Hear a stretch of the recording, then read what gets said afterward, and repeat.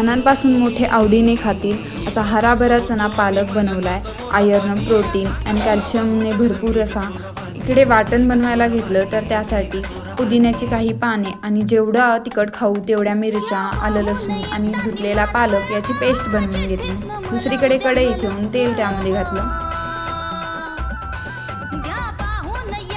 जिरं, मोहरी, कढीपत्त्याची फोडणी दिली.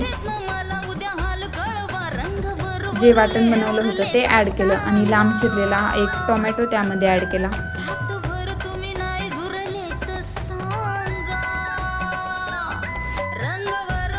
बेसिक सगळे मसाले ॲड केले.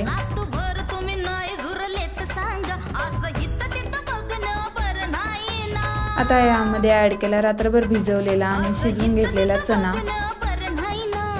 शेवटी मीठ ॲड करून लो फ्लेमवर एक उकळी काढून घेतली आणि आपला हराभरा चणा तयार आहे. तर मंडळी, या खायला. रेसिपी